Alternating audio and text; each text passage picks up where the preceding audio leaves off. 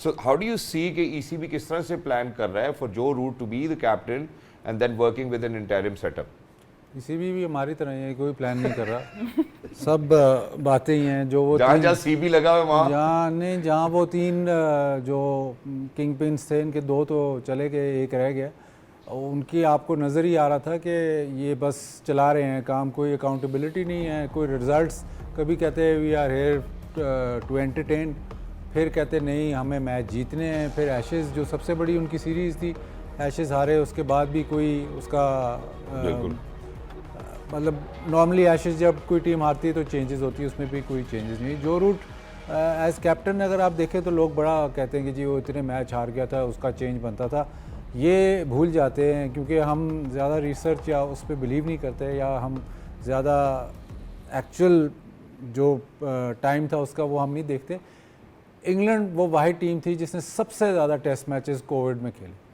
Covid में जो test matches थे वो बहुत टास्किंग थे फॉर द प्लेयर्स। एक तो क्राउड नहीं है, प्लस वो बबल में बंद हैं सारा दिन, ग्राउंड और ग्राउंड और मैच और फिर ट्रेनिंग और मैच और बस। और उससे पहले भी टूर से पहले भी आप बबल में हैं, तो वो इनके लिए बड़ा मुश्किल था। जो रूट उस टाइम कप्तान थे इनके, तो वो इसकी कप्तानी को भी अफेक्ट कर गया।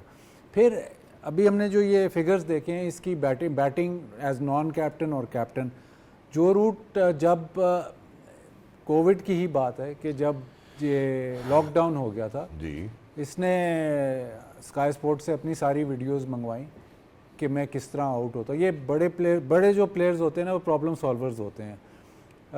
स्टीव स्मिथ तो इससे भी एक स्टेप आ गया है कि वो ड्यूरिंग द मैच वो प्रॉब्लम सॉल्व कर लेता है कि यार मुझे बाउंसर इसको जोफ्रा आर्चर का बॉल लग रहा था तो ऐसे डक करने के बजाय ये उस तरफ चलना शुरू किया इसकी, लेकिन ड्यूरिंग द गेम करता है। तो जो रूट ने अपनी सारी वीडियोस निकाली, और क्योंकि बस का टाइम था, ज़ाहिर है लॉकडाउन, बाहर तो जाना नहीं, सारी उसने वीडियो स्टडी की कि मैं आउट कैसे हो रहा हूँ और क्यों हो रहा हूँ, और मैंने वो अपना जो आउट जिस तरीके से हो रहा हूँ उसको मिनिमाइज़ करना है।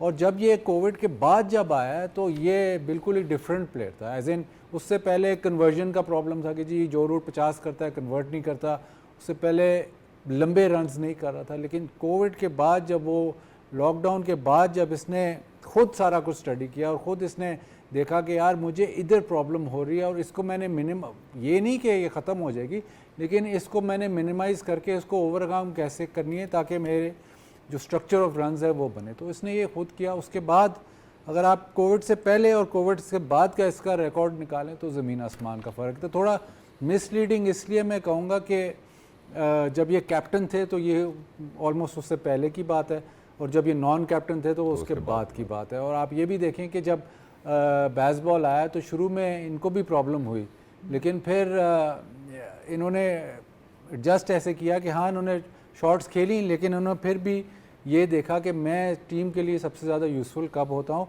जब मैं अपनी तरीके से अपने रिदम से रन्स बनाता हूँ।